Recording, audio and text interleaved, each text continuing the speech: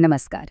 आपल्या सगळ्यांच्या आयुष्यातनं एक प्रवास असा आहे जो निश्चित आहे, पण ज्याची तयारी आपण कधीच करत नाही. तो प्रवास म्हणजे मृत्यूनंतरचा. आत्म्याचं पुढे नेमकं काय होतं? चला, आज या सर्वात मोठ्या रहस्याचा उलगडा करूया.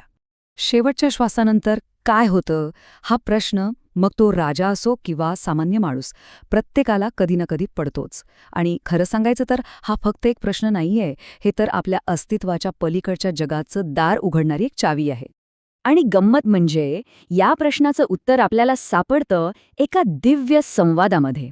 गोष्ट आहे हजारो वर्षांपूर्वीची, जेव्हा खुद्द पक्षीराज गरुडाने विश्वाचं पालन करते भगवान विष्णूंना विचारलं की हे प्रभू, जेव्हा एखादा जीव शरीर सोडतो तेव्हा त्याचं पुढे काय होतं? तर भगवान विष्णूंनी दिलेलं जे उत्तर आहे तेच म्हणजे आपलं गरुड पुराण. आणि लक्षात घ्या, हे फक्त एक धार्मिक पुस्तक नाहीये. हा आहे आत्म्याचा त्या सर्वात मोठ्या प्रवासाचा एक सविस्तर नकाशा, एक डिटेल मॅप जो प्रत्येक टप्प्यावर आपल्याला अचूक मार्गदर्शन करतो. चला तर मग या प्रवासाचा पहिला टप्पा पाहूया, प्रस्थान. म्हणजे एका जगाचा अंत. हा तो क्षण आहे जिथे आपलं हे भौतिक जग संपतं आणि एका नव्या अदृश्य प्रवासाला सुरुवात होते. बघूया तरी, शरीर आणि आत्मा वेगळे होताना नेमकं काय घडतं. गरुड पुराण सांगतं की मृत्यूचा अनुभव प्रत्येकासाठी सारखा नसतो. पुण्यवान आत्म्यासाठी तो खूप सोपा असतो, पण पापी व्यक्तीसाठी कल्पना करून बघा, 4000 विंचू एकाच वेळी डंख मारतायत. इतकी इतकी असह्य वेदना होते असं वर्णन आहे, कारण शरीरातले पंचप्राण बाहेर पडण्यासाठी अक्षरशः धडपडत असतात. त्या शेवटच्या क्षणी त्या व्यक्तीला असं काय दिसतं की तो इतका घाबरतो? बरं, त्याला दिसतात यमदूत. गरुड पुराणानुसार त्यांचं रूप इतकं भयंकर आहे. कावळ्यासारखा काळा रंग, डोळे लाल निखाऱ्यासारखे आणि हातात लोखंडाचा पाश. आणि सगळ्यात महत्त्वाची गोष्ट म्हणजे हे यमदूत फक्त आणि फक्त जाणाऱ्या आत्म्याला दिसतात, घरातल्या बाकी कुणालाही नाही. मग साहजिकच प्रश्न पडतो की जर आपलं स्थूल शरीर इथेच राहतं तर यमदूत नेमकं काय घेऊन जातात? तर ते घेऊन जातात लिंग शरीर. म्हणजे काय, तर मृत्यूनंतर आत्मा लगेचच अंगठ्याच्या आकाराचं एक वायूसारखं सूक्ष्म शरीर धारण करतो आणि यमदूत ते याच लिंग शरीराला आपल्या पाशात बांधून घेऊन जातात. आता बऱ्याच जणांना असं वाटतं की आत्म्याचा प्रवास लगेच सुरू होतो. पण नाही, तसं नाहीये. पुढचा टप्पा आहे 13 दिवसांचा संक्रमण काळ. हो, आत्मा 13 दिवस पृथ्वीवरच रेंगाळतो. आणि याच काळात कुटुंबाने केलेले विधी त्याचा पुढचा मार्ग ठरवतात. इथे एक धक्कादायक गोष्ट सांगितली आहे. यमदूत त्या आत्म्याला यमलोकाची एक झलक दाखवतात आणि त्याला परत त्याच्या घराच्या दारात सोडून जातात. आता तो आत्मा प्रेत बनून आपल्याच घरात, आपल्याच माणसांमध्ये वावरत असतो. तो सगळ्यांना बघू शकतो, पण त्याला कोणीही पाहू शकत नाही. आणि त्याला प्रचंड भूक आणि तहान लागलेली असते. मग प्रश्न येतो की या आत्म्याला पुढच्या प्रवासासाठी शरीर कसं मिळतं? तर ते मिळतं कुटुंबाकडून होणाऱ्या पिंडदानातून. हे खूप इंटरेस्टिंग आहे. बघा, पहिल्या दिवसाच्या पिंडाने त्याचं डोकं तयार होतं, दुसऱ्या दिवशी मान आणि खांदे. असं करत करत 10 दिवसांमध्ये यमलोकाच्या प्रवासासाठी एक नवीन शरीर तयार होतं. याला यातना देह असं म्हणतात.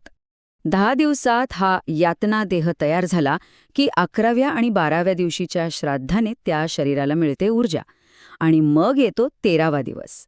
या दिवशी यमदूत पुन्हा येतात आणि आता आत्म्याचा खरा तो खडतर प्रवास सुरू होतो. आता सुरू होतो न्यायाकडचा प्रवास, एक अत्यंत खडतर यात्रा. हा प्रवास आहे 86,000 योजनांचा, म्हणजे साधारण लाखो किलोमीटर. आणि या रस्त्यावर ना झाड, ना सावली, ना पाणी. ह्या प्रवासातली सगळ्यात मोठी अडचण कोणती असेल तर ती आहे वैतरणी नदी. आणि ही नदी कशी पार करायची हे पूर्णपणे कर्मावर अवलंबून आहे.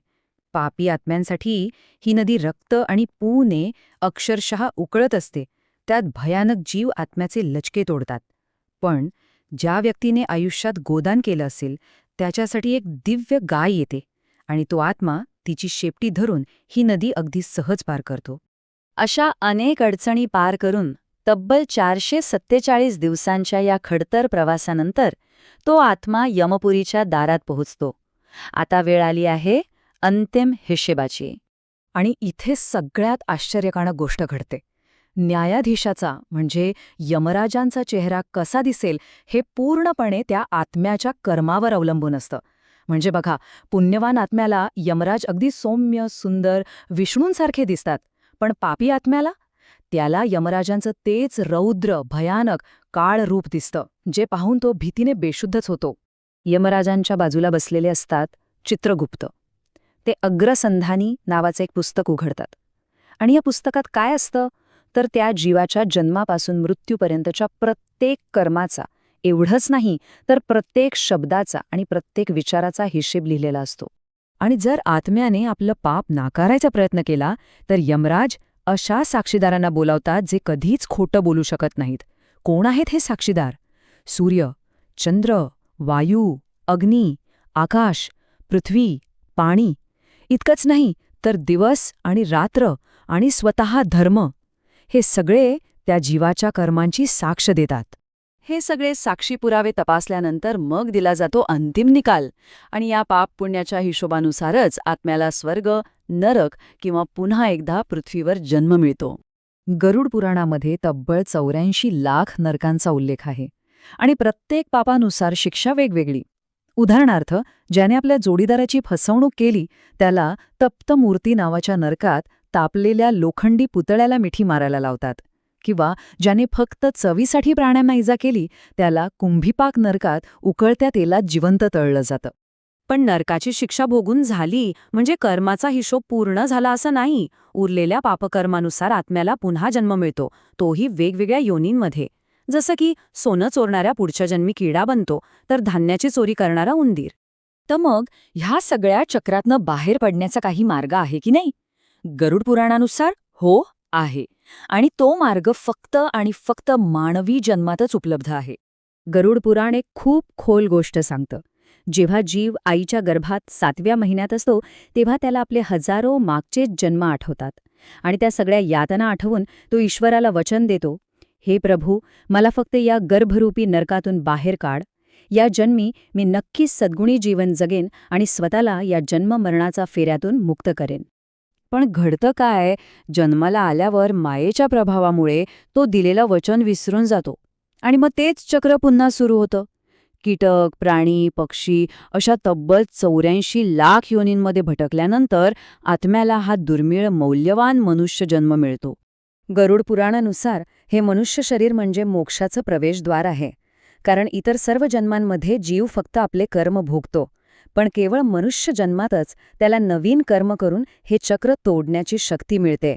त्यामुळे अंतिम प्रश्न हाच उरतो की या चक्रातून बाहेर पडण्यासाठी मिळालेल्या या एकमेव संधीचा आपण योग्य वापर करत आहोत का?